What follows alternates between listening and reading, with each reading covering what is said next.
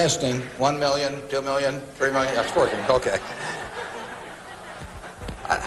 I'd like to talk to you about your financial future, and I hope those figures become applicable to all of you as we go along. And I'd like to start by posing a problem for you. And incidentally, I'm just going to talk for a couple of minutes, and we'll do Q&A, because what we want to do is talk about what's on your mind. But I'd like you to think about this for just a second.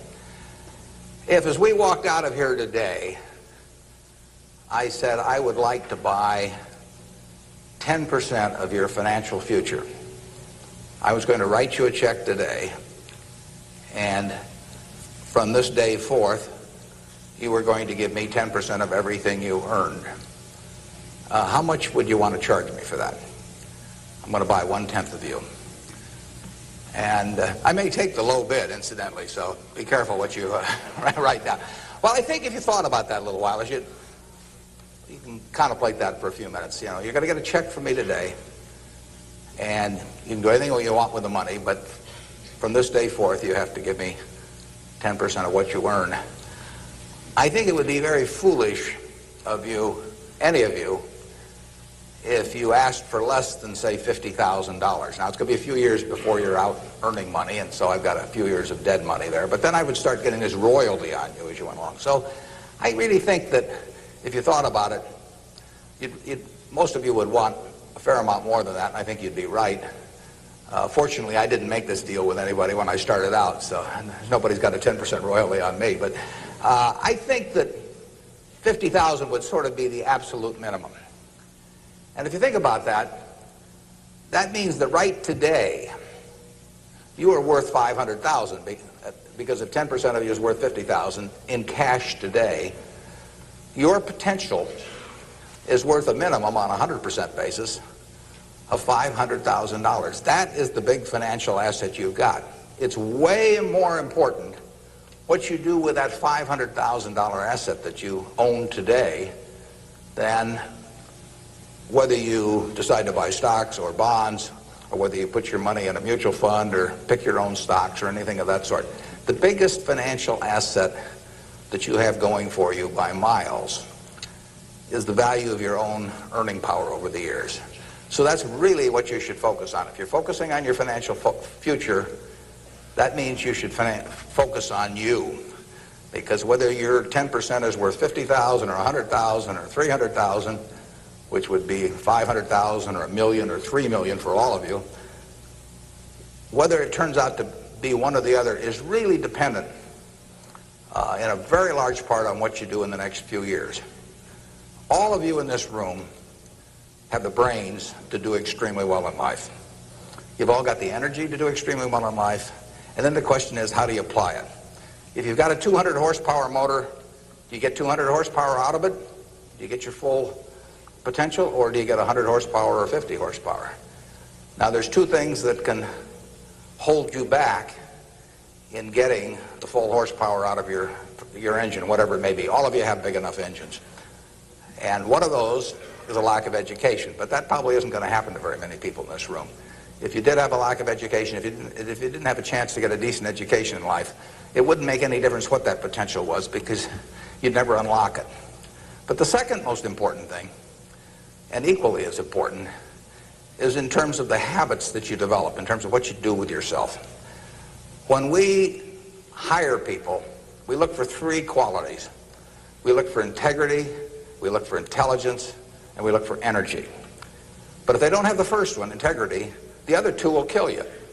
Because if you're hiring somebody without integrity, you really want them to be dumb and lazy, don't you? I mean, last thing in the world you want for them is to be smart and energetic. So smart and energetic only goes with integrity. But the nice thing about you make your own decision on that. You can't change your IQ or how far you can throw a football or how high you can jump or the color of your hair very easily. But you can elect to have integrity that matches anybody else's. And if you match that with intelligence, which you have, and energy, which you have, you will get an extraordinary result, and you'd be very foolish to sell me 10% of yourself for $50,000. On the other hand, if you don't match it with that, your potential will, in a significant part, go unused. And I'll give you a little simple tests to apply in terms of thinking about the kind of habits you want to develop. Because you can have any habits you want to be. You can be lazy, you can be prompt, you can be late, you can be honest, you can cut corners. I mean, you have all these choices. And those are choices for you to make. Nobody else is going to make them for you. And I would suggest that you play this little game with me, too. Think about the person you would most like to be in life. So maybe it's one of your contemporaries, maybe it's somebody a little older, but pick out the person you admire the most, the person that you'd change places with if you could. And then write down why you admire them. Just put it on a piece of paper. And then figure out the person that you would least like to change places with you. Who really turns you off? Who do you find repulsive? And list the reasons why that person turns you off so much. And put those down on the other side of the paper. And then look at that list. And you'll find that everything on the left-hand side, what you admire in other people, the qualities they bring to life, cheerfulness, generosity, all kinds of things, you'll find those are things you can do yourself. It's very simple. You got to apply yourself, but the habits you form in doing that early on will carry you through life. And on the other hand, you'll find that the things that make people repulsive, selfishness, obnoxiousness, all these things, egotism, are things that no one has to have. If you find those in yourself, you can get rid of them as long as you get rid of them early. So all I suggest is that you write down a list of what you admire, what you find contemptible, and decide that the ones on the admired side are ones you're going to acquire for yourself. And if you do that when you're young, it'll carry you through the rest of your life. This doesn't work if you do it when you're 50 or 60. By then the habits are too well formed. But if you do it early, behavior becomes a habit. So if you do that, 2 or 3 years from now, if you go through the same exercise, you'll find out that the person you admire the most is yourself. That can be a little dangerous under some circumstances, but it's not a bad thing. I mean, you want to be somebody you like, and you don't want to be somebody that you dislike. And form those habits early. You basically can't miss. Now, I'll give you one other small piece of advice that's just a corollary on this, and then we'll get to your questions. And that is, as a general matter, as a one piece of specific financial advice, I would say, avoid credit cards. Just forget about them. We're in various businesses that issue credit cards. The American public loves credit cards. But if you start revolving debt on credit cards, you're going to be paying 18 or 20%. And you can't make progress in your financial life going around borrowing money at 18 or 20%. You can make a lot of money by lending it out at 18 or 20% over time. If you can find anybody that's good that will borrow from you. But you don't want to be on the side of the equation that's always behind in life. I was lucky. I'd saved about $10,000 by the time I got out of school. That $10,000 was really worth millions I might have earned later on, because after you get a family and everything, the expenses roll in. But those were my tools to work with, but it was only because I was ahead of the game. If you're behind the game by $10,000 at some point and paying 18 or 20% interest on it, you will never, you'll never get out of it. So the trick, I've got a partner that says, all I want to know is where I'm going to die, so I'll never go there. And that's true in financial matters as well. You want to figure out where you don't want to be ahead of time and avoid that. And I get about a dozen letters a day from people who are having terrible problems. And there are 2 reasons why they have terrible problems.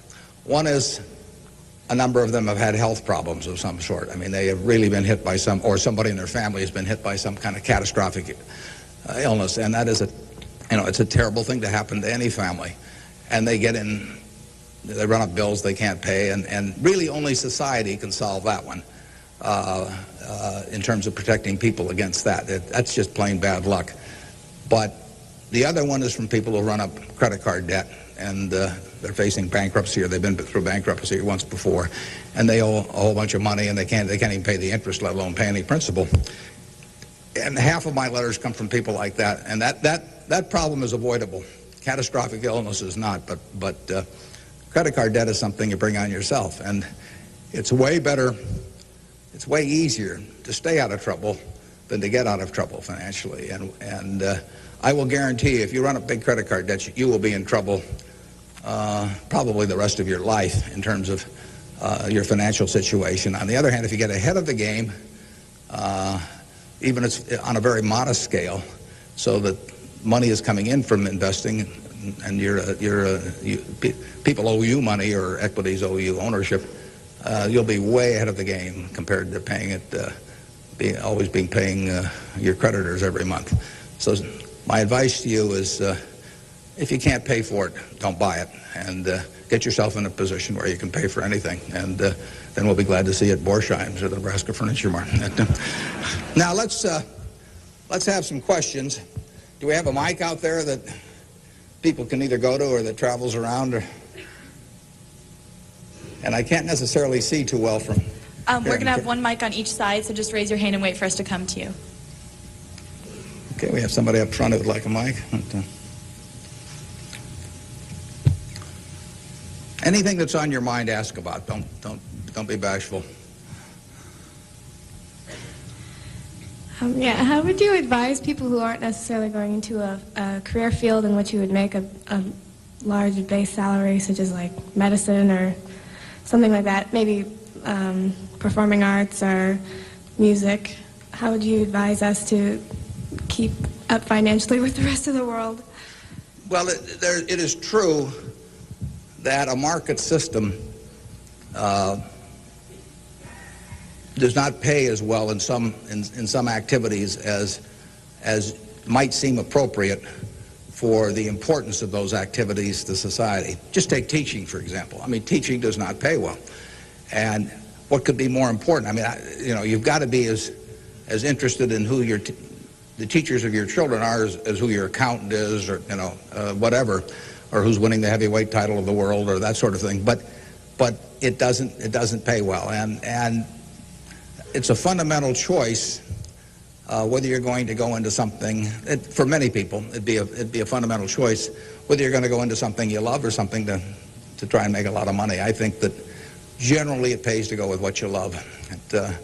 I think that it's very hard to find people when they get to be my age who say that they've loved what they've done all their life and feel it was very worthwhile, but they're terribly sad they made that choice because they didn't make a lot of money. I don't think anybody's ever said that to me, that they wish they'd gone into something else where they were uncomfortable doing it or didn't enjoy it, didn't feel very productive, but made a lot of money.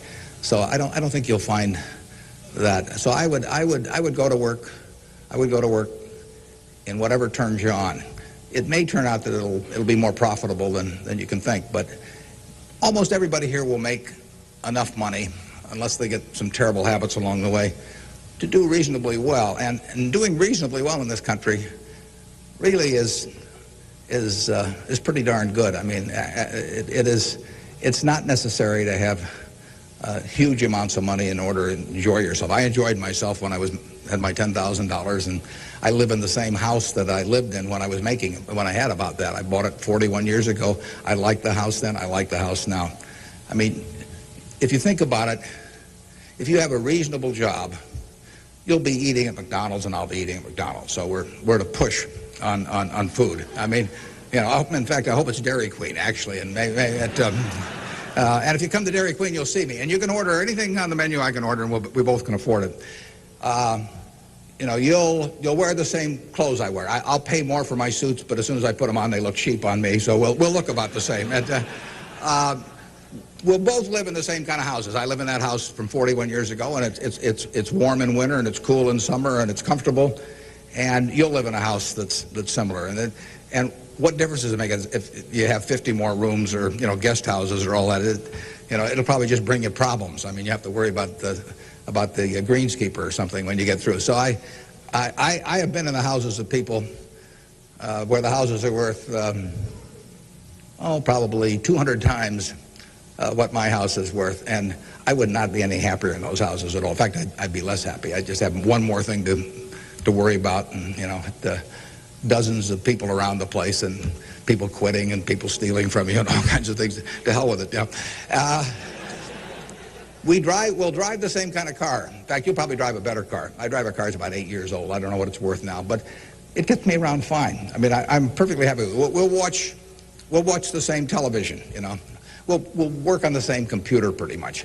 The only difference will be how we travel long distances. You know, I will fly in a plane that's more comfortable than flying Southwest Airlines or something, which I've got nothing against. But that's the one real big difference. And other than that, I do what I like every day. I hope you'll do what you like every day to do. And I work with nice people. I hope you work with nice people. And there's 24 hours in the day, and those are where the hours go. So great wealth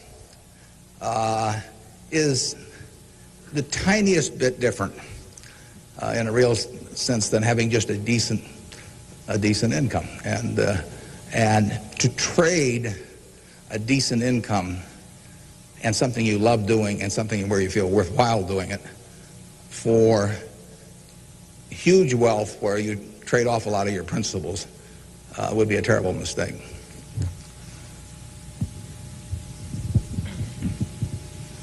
Would you acknowledge your success more on yourself or from the help and teachings of others? Well, I was very lucky in life. If you tell me who your heroes are, I will make a pretty good prediction about what you're going to do. And I had the right heroes. I was very lucky in life, and my heroes never let me down. And started with my dad, and then I had others in business, and so I have had great teachers. Some formal teachers, some that were just informal teachers by instinct or example. And if I hadn't had those, my life, I'm sure, would have been very different. If I'd been born any place else. When I was born in 1930, and at the time, 1 out of 50 births in the world were in the United States. So I came in against 50-to-1 odds against being born in the United States. I would have been a disaster, if I'd been born in Afghanistan or Peru or someplace. I mean, I was extraordinary. I won the lottery the day I was born, by being born in this country. So have you. The odds were probably 40-to-1 against you being born in this country, and they were 5 times more likely to have been born in China, or 6 times, or 4 or 5 times more likely to have been born in India or some other place where it would not have been as easy to exploit the full potential of your talent. So we've all won the lottery in that respect, and that's just plain luck. I mean, and I was lucky to be born at this time. I mean, capital allocation is something that pays off extremely well in this society now, but it doesn't pay off in other societies, and it didn't pay off, many years ago. My friend Bill Gates says that if I was been born a few thousand years ago, I'd have been some animal's lunch. I can't run very fast, and I can't climb trees, and I just happen. Those are talents. Nobody asked me to climb trees now, but there was a time when it might have been important. And incidentally, Bill would have been some animal's breakfast. I mean, he can't run so fast either. But in any event, we are lucky. I mean, just imagine being born a couple hundred years ago with exactly the same talents and how far they would have taken you then. The average person today lives so much better than the richest person lived 100 or 150 years ago. So I'm lucky in that respect. I'm lucky to be born of terrific parents. I was lucky to be raised in Omaha in a great public school system. I got a start here in the first 8 grades that gave me a foundation that later, when I went off the track a few times, carried me through, because I had a terrific grade school education right here in Omaha at Rose Hill. And one of the reasons I had it, incidentally, is kind of unfortunate, but I had that great education in part because women were being enormously discriminated against. And so a woman at that time could be a teacher, she could be a secretary, she could be a nurse, and that was about it. So you had half the talent pool in the United States limited to just a few jobs. So you had an abundance of talent in those activities like nursing or teaching, because that talent with males was spread across every form of work activity there was, but with women it was concentrated in a few areas, and that benefited me. It's kind of sad because it didn't benefit those teachers, but I was very lucky, and I've really been that way all my life. And what I do is important as what a good teacher does or a good nurse does or something of the sort. I think that's quite questionable. It pays off enormously well in a market economy like the United States, but that's an accident. It didn't have anything to do with any innate ability of mine.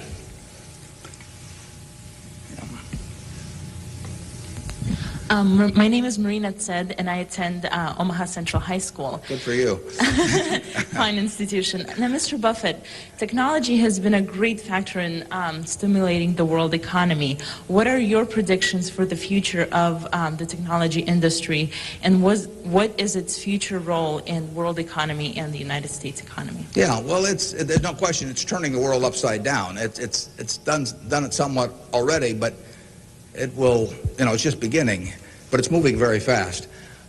I met Gates on July 15th, 1991. I was out there for a 4th of July celebration with a friend and who subsequently died, Meg Greenfield of the Washington Post, and she took us down to visit the Gates family. And he tried to educate me about high tech. And he'd had better luck with chimpanzees. I mean, I was really a disaster. But he's a good teacher. But one thing he told me was that at the time, he said, you've got this model in your head of the world, and your model has time and distance as very limiting factors. And he said, they aren't limiting factors anymore. He said, the cost of talking to somebody around the world or getting your message in front of somebody or publishing, he said, it's going to be zero, or so close to zero it doesn't make any difference. And, that was revolutionary. But it's happening already in a very, very big way. And it's just, 8 years later, and it's exploding. So high-tech information technology, whatever you want to call it, is changing the world, and it's going to change it in a very, very big way. And it'll change, that's one of the things I think about in businesses we buy. We announced the purchase yesterday of a furniture retailer in Boston, in the Boston area. And, I think to myself, what effect does this new world have in terms of the internet on furniture retailing? You have to think about questions like that.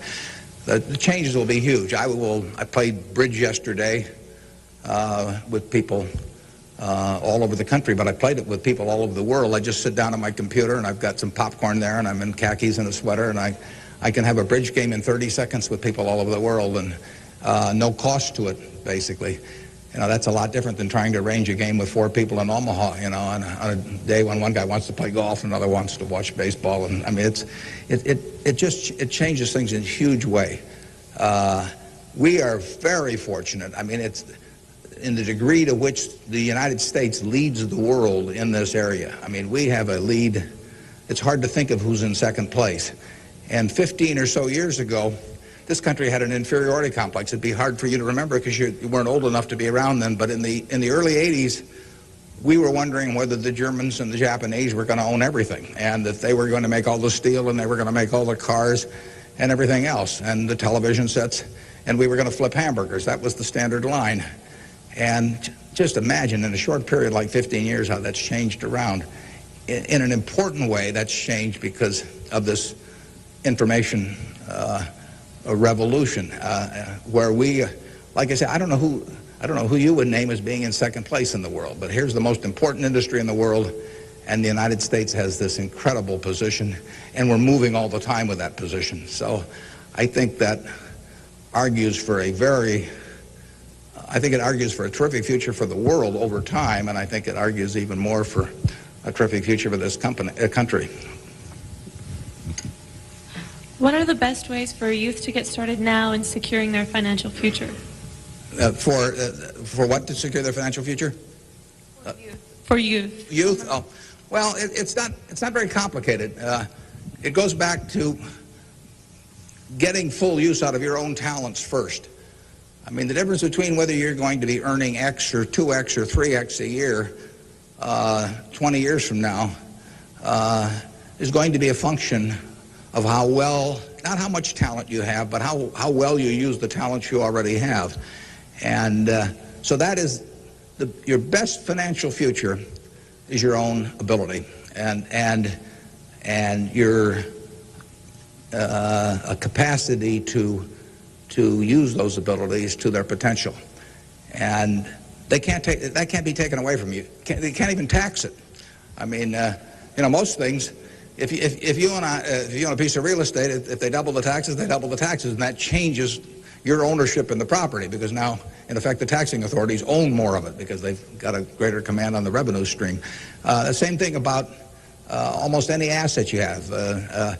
But they don't tax what's in your head, and they don't tax your ability to start performing when you get to work in the morning and finish in the evening to your potential.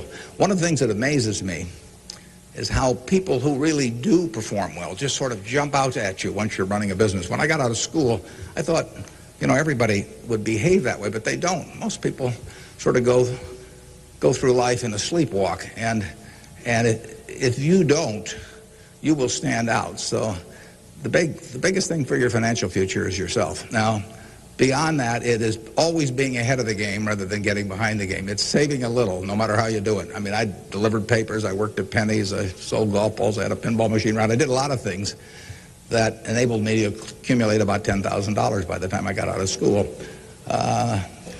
10,000 doesn't go as far now as it did then, but having anything so that you're ahead of the game and not getting behind the game is enormously important. I mean, just, if you're going to run a 100-yard dash against a bunch of people in life, if you can figure it out so that when the gun goes off, you're 10 or 15 yards ahead instead of 10 or 15 yards behind, it's going to make an enormous difference in how that race comes out. So having some net resources doesn't make much difference whether they're in stocks or bonds, in my view, but and not having debt when that gun goes off when you get out of school is a huge plus over being behind the game. And it may come from delivering a paper out in the morning, it may come from part-time work someplace, but put aside a few dollars for yourself so that when the time comes and you enter the workforce, you're ahead of the game and not behind. And then once you get there, don't get behind by buying a whole lot of things that you figure you're going to pay for someday while you're paying 20% interest in between. Students, if you could please say your name and school when you ask a question. Yeah, it's hard for me to see even where the microphone is, but I can.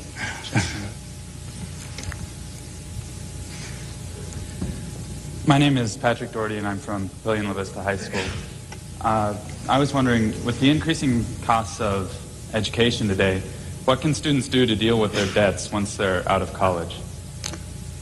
Well, that's a tough one. I mean, I guess I'd pay it off as fast as I could, and I would incur as little debt as possible before that time came. And I would say this,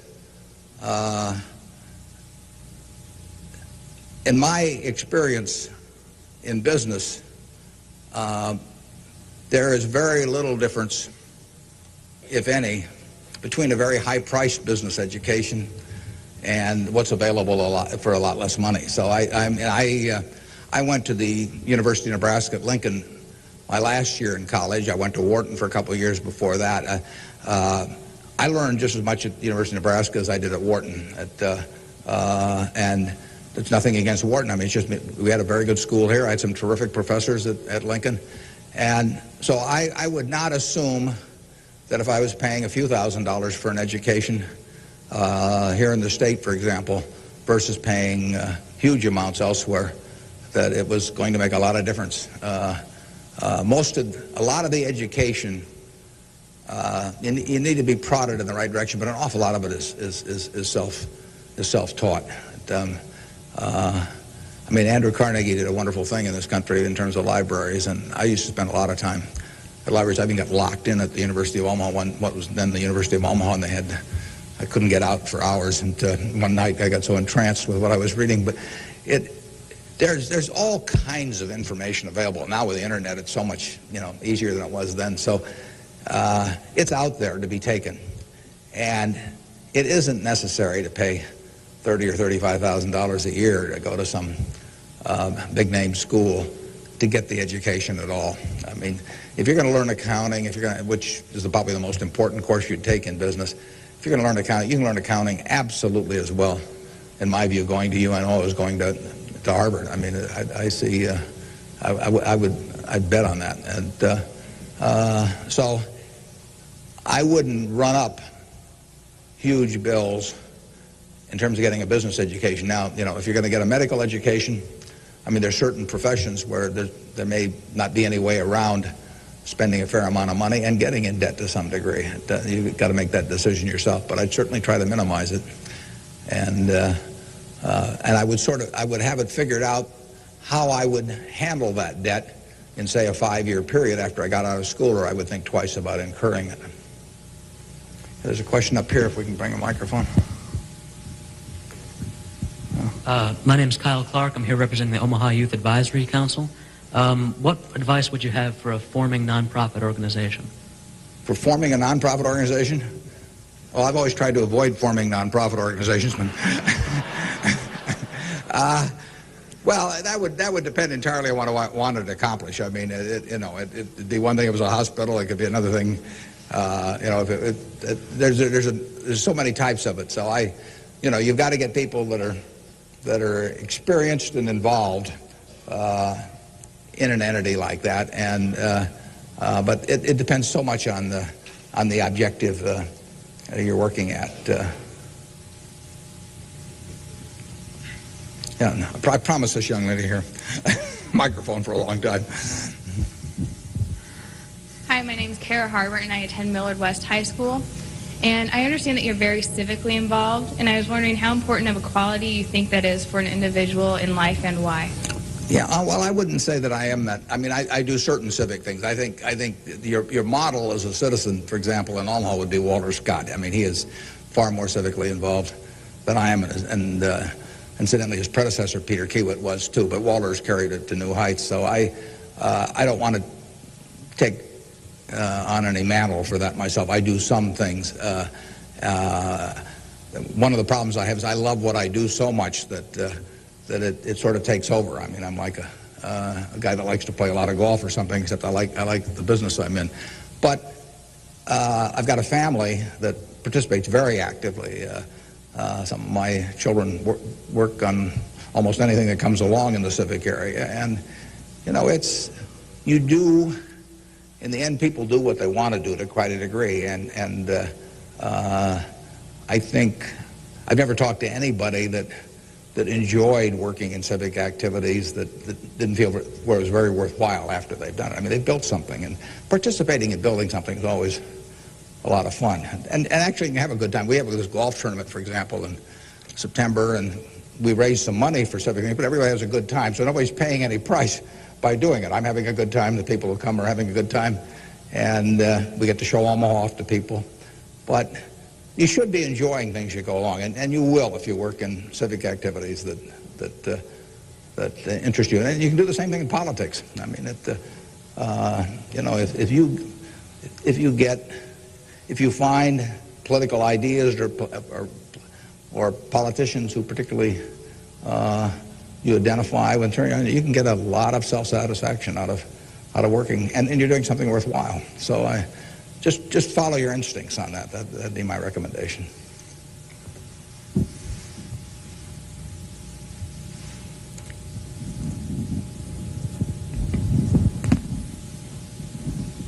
Hi, my name is Jeremy Graham from Millard South High School. We're probably the elite youth of today, and I have a question. What do you see as the biggest economic problem facing the youth of today going into the future? Yeah, I don't think that you're going to have enormous economic problems. I think you will live in a society where the average person lives better by a significant margin than the average one of a generation earlier or 2 generations earlier. That's been the history of this country. It's a marvelous country that way. I mean, when you think of it, we have 4.5% of the world's population, and what's been accomplished here is incredible. 53% of the value of corporations that are publicly traded in the world exists in the United States with 4.5% of the population. This country always has done well. They say in stocks that you should buy stock in a business that's so good that even an idiot can run it, because sooner or later one will. And that's not terrible advice. Well, that seems to have been sort of the history of this country from time to time. I mean, we've had all these problems that have come along. If you look back on the last 100 years and list all the problems this country has run into, you can make a very long list. And a lot of people who focused on those problems at the time have missed the bigger picture. And the bigger picture is that every generation lives better than the one before it. And that's because of savings, because savings enable people to create new tools to do better things as they go along. And it's also due to an environment that lets people realize their potential to a greater degree than most other environments in the world. It's far from perfect. I mean, it's sad how far it is from perfect. But it is better than anything else around. I mean, in this country, you don't have some commissar or something running a big business in this country. You've got a guy like Jack Welch, and a fellow like Jack Welch makes a difference of night and day in terms of the productivity of that business over a period of decades. And productivity is what causes the standard of living to rise. So a system that throws up the Jack Welches of the world to run businesses is going to have an enormous advantage over a society that does it by heredity or that does it by government edict. And we're closer to that society that I've described than any other country, and it's led to great things, and it will continue to lead to great things. So I think you've got the best future. You don't face a war, and you've got a better future in terms of achieving material rewards than any generation in history. So I wish I could trade you places.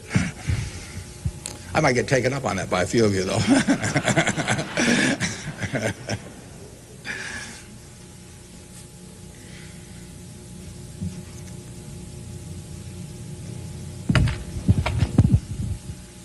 Hi, I'm Ryan Wilkins from Millard West High School, and I was wondering if you could speak for Mr. Gates, were afraid of the impact on Y2K on the economy, or specifically the stock market. Yeah, well, I'm glad you gave me a chance to bring in other people, because I'm the last guy in the world to understand about Y2K.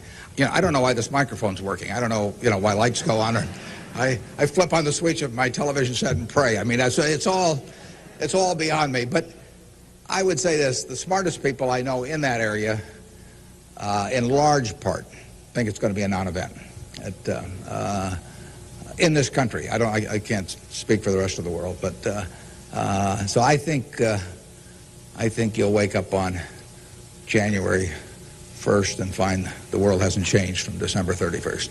Now, I would say this: you might get a whole bunch of friends to write you checks for $1 billion on December 31st and then deposit them, and who knows what'll happen? You can't lose anything. I mean, all they do is bounce, and if the system gets fouled up, you might find a lot of money in your account. But I wouldn't count on it. We own a company called Executive Jet. We have about 1,400 or 1,500 customers who own pieces of airplanes with us, and so we've got 160 of their planes and some of our own flying around. It'll be very interesting to me to see what the advance people let us know ahead of time when they want to use it. It'll be very interesting to see how many sign up for January 1st at 12:01. But it wouldn't bother me to fly them in the least on January 1st or do anything else on January 1st. Ideally, I hope they're getting prepared to watch the Huskers play in the big game. I'm Jamie Solis from Twin Valley, and I was wondering, how do you decide what you invest your time and money in? Yeah, well, I like to find businesses that have good economics. Now, what are good economics? Well, good economics are a business that has some kind of a moat around it that makes its product or its service or its location or something a little more desirable to the customer than any other sort of comparable product. The number one candy bar in the last 30 or 40 years has been Snickers. People don't fool around with different candy bars. They fool around with different length dresses. They fool around, with all kinds of things. But they don't fool around with candy bars because they figure, they're going to go in and lay out 50 cents or whatever it is and put it in their mouth. And they're not going to, for 50 cents and putting it in your mouth, I mean, you're not going to say, I'll lay out 45 cents and put something else in my mouth. So you find that very stable. And we like businesses that we think we can figure out where they're going to be in 10 or 15 years. I don't know where the information technology businesses are going to be in 10 or 15 years. I know where Snickers bars are going to be in 10 or 15 years. They're going to be selling just about the way they do now. I know where Wrigley's gum is going to be in 10 or 15 years. There's not going to be a lot of innovation in chewing gum. The Internet's not going to cause people to quit chewing gum either. Gates may think so, but I don't think so. it's predictability regarding the sustainability of a competitive advantage, something special about a product. So we look for those kind of products, and then we look for people that are running the business that are honest and able. And it's easier to find people that are honest and able than it is to find businesses that are going to stay wonderful for a long period of time.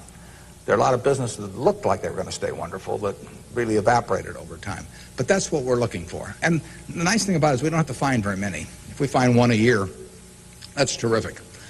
Because you don't need 100 or 1,000 great investment ideas to do well. You need a couple. And the discipline is the most important thing. We don't need brain power. We need discipline. You don't need 150 IQ to do what I do. Thank God. You don't need 140. You don't need 135. You may need 115 or something like that. But you do need discipline. You have to wait until you see the fat pitch to swing at.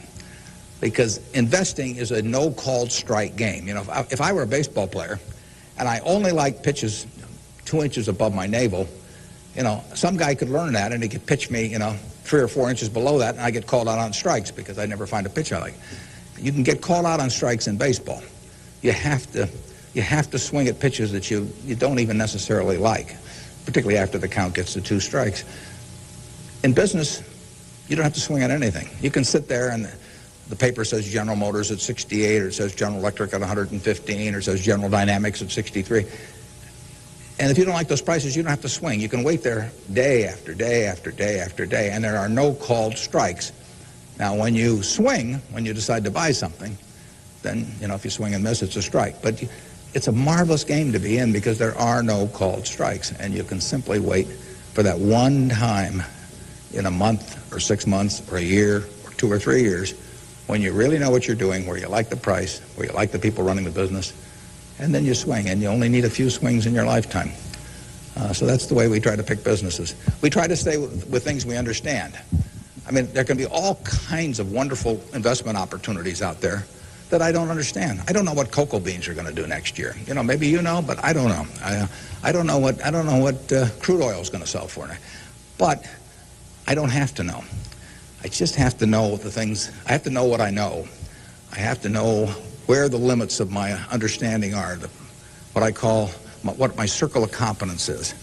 And if I'm only able to evaluate 5% of the businesses in the world, no problem. I just stay within that 5% and try and find something. And most people get in trouble in investments because they get itchy. They can't discipline themselves, and they hear about other people making money. Nothing upsets people so much as to hear about their friends making money. I mean, that's very destructive to discipline because they think, I'm smarter than that guy next door, and he just bought that new car with the money he made trading stocks on the internet, so why can't I? Well, the answer is you can't over time. You will lose money if you trade stocks actively. And it's hard to exercise the discipline. But anytime you buy something, you should be able to take out a one-page sheet of paper and say, I'm buying General Motors at 65. I'm buying General Electric at 150 because. And you should write down the reasons. If you can't fill out the sheet, if it's because somebody told me about it at a cocktail party last night, that's not good enough. If it's because my broker told me about it, that's not good enough. You've got to have a reason for thinking that it makes an intelligent investment. You do the same thing if you're buying a farm or an apartment house. If you're buying a farm, you'd say, I'm buying this farm at $1,000 an acre because I think I can earn $60 an acre on it if corn sells at such and such and soybean sells at such and such and yield is such and such. And you'd figure it out. That's the same reason you buy businesses. And when you buy stocks, you're buying a little piece of a business. And that's probably the most important thing to remember in investing is that when you are buying a stock, you're buying a little piece of the business. And if you are buying it at an attractive price for the business, for the whole business, you're going to make money. And if you aren't, over time you won't make money.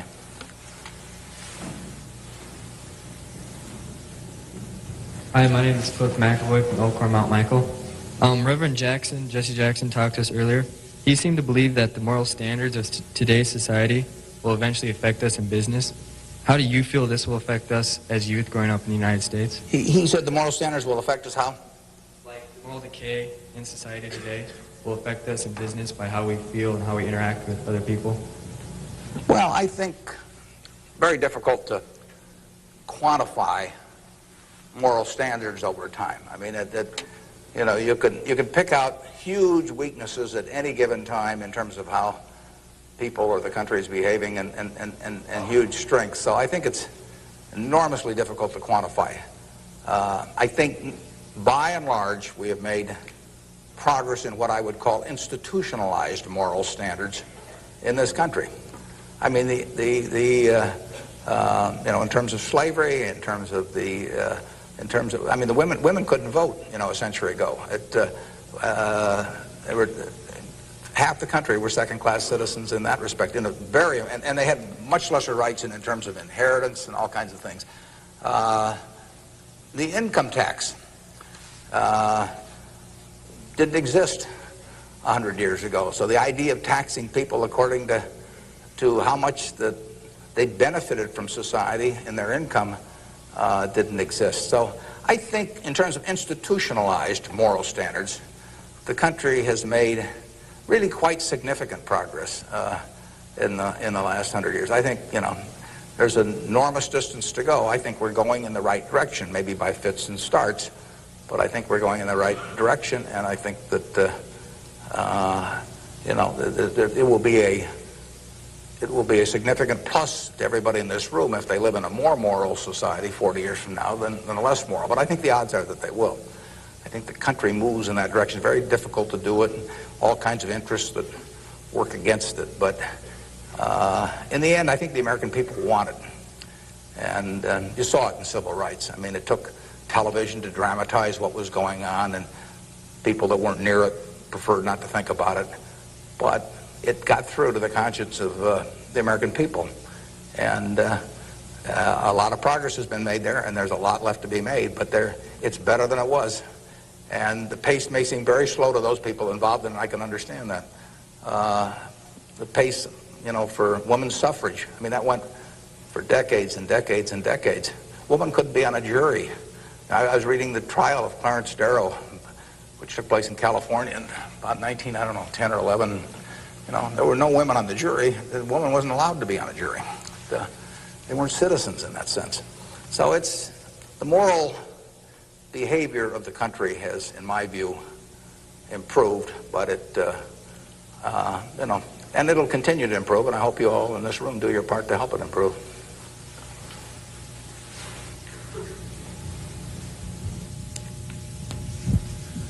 Hi, I'm Nick Jors from Central High, and I was wondering how, since the stock market's so high right now, if it'd be smart for us to get involved now or to wait till it goes down a little, or what?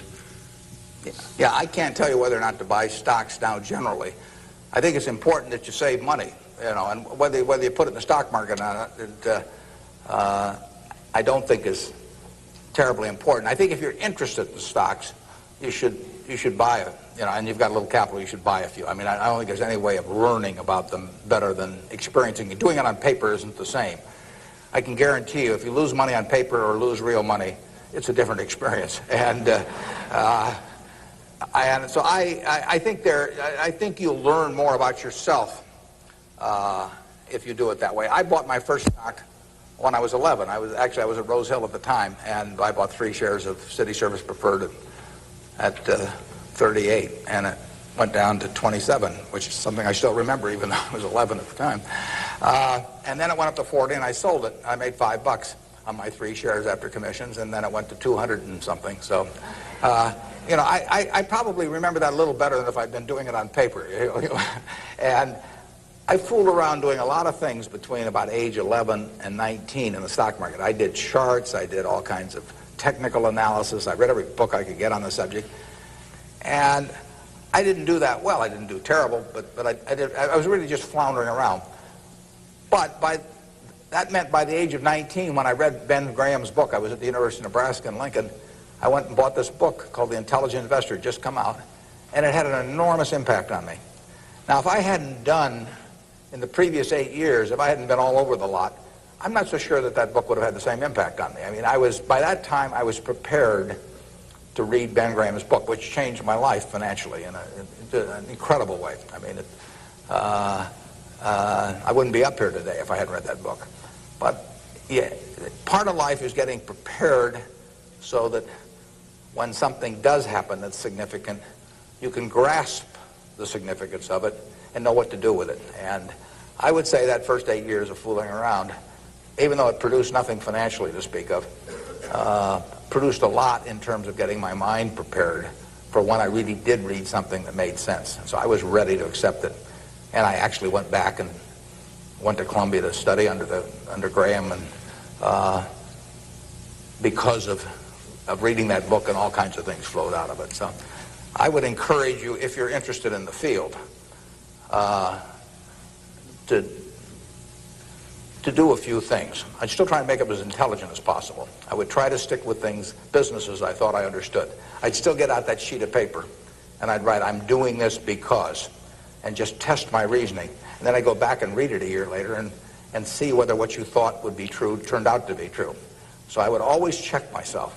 I believe in grading myself on everything. You know, doctors have postmortems, and they do it because they learn from postmortems.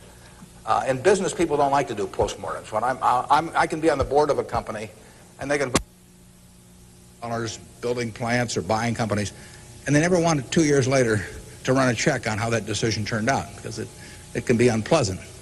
But you learn from postmortems, and you don't want to learn. It's way better to learn from other people's mistakes than your own, but you got to learn from a few of your own too. And the time to do it is when you're young. We can do maybe one more, and then we wrap this up at one, do we? Or maybe two more. My name is Pete Walsh. I'm from Creighton Prep. And my question is, to what extent do you feel that the government, with the current policies of welfare and Social Security, is it financially competent and fiscally prepared for the future? Well, I think that the country as a whole is quite well prepared for the future. That doesn't mean I would adopt every policy they have, but I think, A, we have an enormously rich society, and it'll get richer.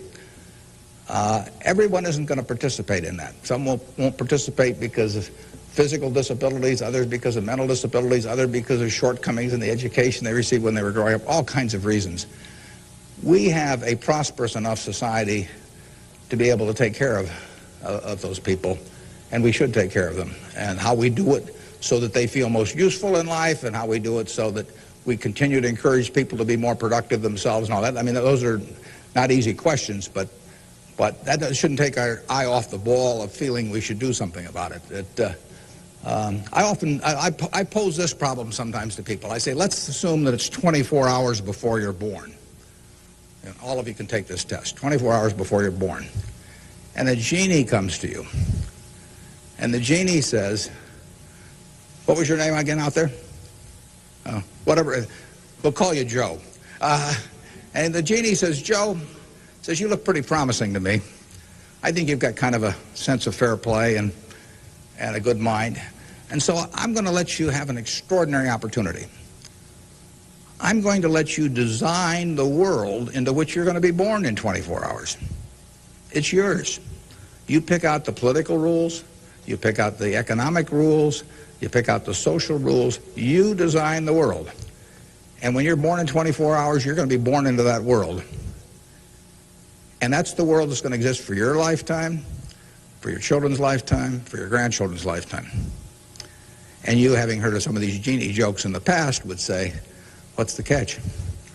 The genie says, well, it's a very slight catch. I said, when you're born in 24 hours, you're going to emerge in this world you designed. But what you don't know is whether you're going to be born black or white, male or female, rich or poor, bright or retarded, able-bodied or infirm, in the United States or Afghanistan. All you know is that you're going to reach into this barrel, which now has 6 billion balls, as we know, representing one person, every person in the world, and you're going to participate in what I call the ovarian lottery.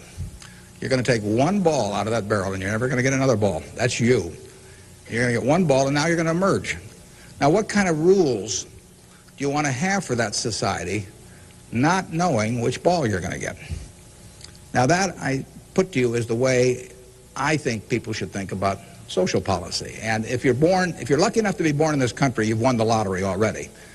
But we should have a system, in my view, that encourages the Jack Welches and the Bill Gateses and all of that to work far beyond the time when it has any economic significance to them. We want people commanding those resources who are extremely able at commanding them. That's how the standard of living moves forward. So we should want Tom Osborne coaching in Nebraska. We should want Bill Gates designing software, and we don't want to mix up those two. We don't want to get Bill coaching in Nebraska. So you want a system that gets people to their potential and puts them in the position where they can do the most good for society. But you also want a system for the people who get the wrong ball. I mean, somebody's going to get the ball, that says 80 IQ. Somebody's going to get the ball that says this disease or that disease early in life that cripples them. And we've got a rich enough society that we can take care of those people. And I think that, to get back to your question, I think that this society will move more and more in that direction. It has the capability of moving more and more in that direction as our resources and our output increases. And I think that it has the will to do that in a general way, although, like I say, there have always been lots of fits and starts. So there is no shortage in the United States of resources. There's no shortage of output. You have to have a system that encourages people to behave to the limit of their abilities and puts them in the right place. But then you have to make sure that everybody gets taken care of, too. Now, we can do one more, and then we'll break thing. I'll let the fellow with the microphone, or woman here, make the decision. Hi, my name is Ben Gold. I go to Brown Talbot. And I wanted to know, how do you think the media affects the world economically today? Well, it's a small question. Well, what it obviously does, simply because it's moved so far technologically, is it's brought it together in a big way. I mean, I was over in China a few years ago, and I was right after the time of the women's conference in Beijing, and I was reading the Chinese coverage of that conference, and of course it had nothing to do with what was taking place, but the internet was coming in, and you can access the Washington Post or the New York Times or anything. I get the Washington Post at 9:30 here at night, in effect. I never could get it the next day through physical delivery, but by electronic delivery I can read it probably earlier than most of the people in Washington are reading it. So the ability to communicate and the degree to which the world can have awareness of what's going on every place in the world is just, it's been a quantum leap. And, that will have, there are a lot of things that come out of that. And net, they're a plus over time. But the ability of information to be available to everyone worldwide almost instantaneously, it can be huge advances in things like medicine, for example, just to pick one. So it's a net plus. It has a big effect, and the definition of media has now been expanded enormously. I mean, there were 3 television networks in the early 1960s, and that was it. There were 3 highways information traveled electronically, and if the 3 pieces of information were I Love Lucy, and something else and something else, those were the 3 choices of information or entertainment that you had for tens and tens of millions of people sitting there looking at a tube. Now it's unlimited, and that's only, 3 or so decades. So it's just exploded, and it'll continue to explode. And net, I think it's a plus. And I think it's 1 o'clock. I want to thank you all. I wish you well. You're going to do terrific. Thanks.